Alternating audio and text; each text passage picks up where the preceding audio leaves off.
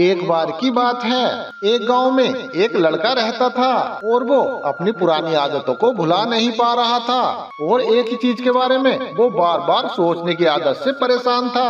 अगर कोई उसे कुछ कह देता या उसके साथ कुछ गलत हो जाता तो वह बस उसी घटना के बारे में पूरे दिन सोचता रहता था। बस उसके दिमाग में वही बात पूरे दिन घूमती रहती थी। इन्हीं बातों के कारण वो पूरा दिन भगवान को कोसते रहता था या फिर अपने मन में उस इंसान से बदला लेने के लिए ख्याली पुलाव बनाता रहता था जिसने उसे कुछ कह दिया था या उसके साथ जिसने बुरा किया था। इसी ज्यादा सोचने की वजह से उसके ना तो लोगों के साथ अच्छे रिश्ते थे और ना ही वो किसी काम को अच्छे से कर पाता था। वह हर समय तनाव और गुस्से में रहता था। उसकी यह हालत देखकर उसके एक मित्र ने कहा कि यहाँ पास में ही एक बौद्ध मठ है, यहाँ एक बौद्ध भिक्षु रहते हैं, तुम उसके पास जाओ, उसे अपनी सारी समस्या बताओ, वो आपकी समस्या का कोई न कोई समाधान जरूर निकाल देंगे। फिर वह लड़का उस बौद्ध भिक्षु के पास जाता है और फिर वो अपनी समस्या उस बौद्ध भिक्षु को बताता है। हे गुरुदेव, मैं एक ही बात को बार बार अपने दिमाग में सोचता रहता हूँ, कोई मेरे साथ बुरा कर देता है तो मैं उसी बारे में से बदला लेने के लिए सोचता रहता हूँ। उसकी यह बात सुनकर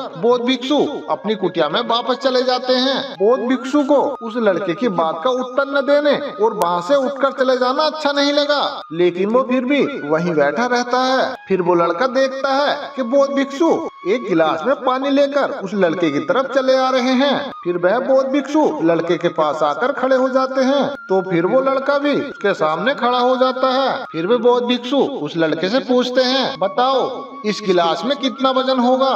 फिर लड़के ने कहा, देखो मैं बिल्कुल सटीक तो नहीं बता सकता, लेकिन इस गिलास का वजन बहुत ही कम है। फिर उस बौद्ध भिक्षु ने गंभीर होकर कहा, मेरा कहने का मतलब ये है, अगर मैं इस गिलास को इसी तरह से कुछ देर तक पकड़े खड़ा रहूं तो फिर क्या होगा। फिर लड़के ने कहा, कुछ भी नहीं होगा। फिर से उस बौद्ध भिक्षु ने पूछा, अगर मैं इस गिलास को 1 घंटे तक इसी तरह से पकड़कर खड़ा रहूं तो फिर क्या होगा। तो फिर लड़के ने कहा, आपके हाथ में दर्द होना शुरू हो जाएगा। उस बौद्ध भिक्षु ने फिर से पूछा, अगर मैं इस गिलास को ठीक इसी तरह से पूरे दिन पकड़कर खड़ा रहूं तो फिर क्या होगा। लड़के ने गंभीर रूप से कहा, आपके हाथ में बहुत ही ज्यादा भयंकर दर्द होना शुरू हो जाएगा, आपका हाथ सुन्न भी हो सकता है, आपके हाथ में लकवा भी पड़ सकता है। तो फिर उस बौद्ध भिक्षु ने कहा, अब बेटा तुम बताओ, क्या इस बीच गिलास का वजन बदला।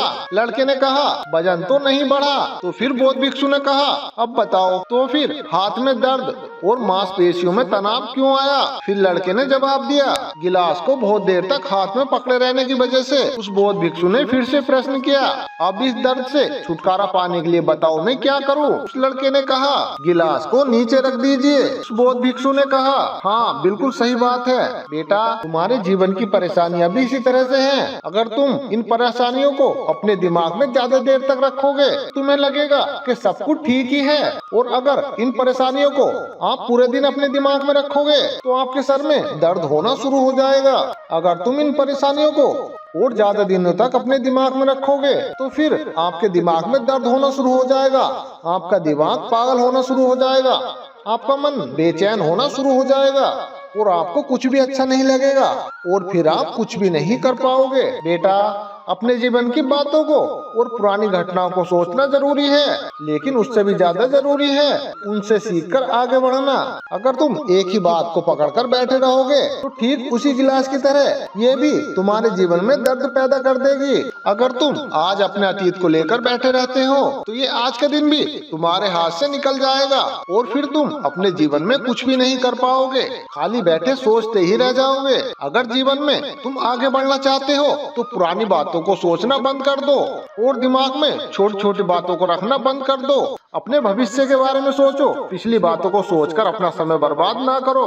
कोई तुम्हें कुछ भी कहता रहे उसकी बात पर ध्यान मत दो, अपने कदम हमेशा आगे बढ़ाते रहो। तो दोस्तों, अगर हमारी वीडियो आपको अच्छी लगी हो तो इस वीडियो को लाइक और अपने दोस्तों में शेयर जरूर कर दो और कमेंट बॉक्स में बोधाय नमः अवश्य लिख दो। तो मिलते हैं दोस्तों इसी तरह की एक और नई वीडियो के साथ। तब तक आप अपना ध्यान रखिए और हमेशा खुश रहिए।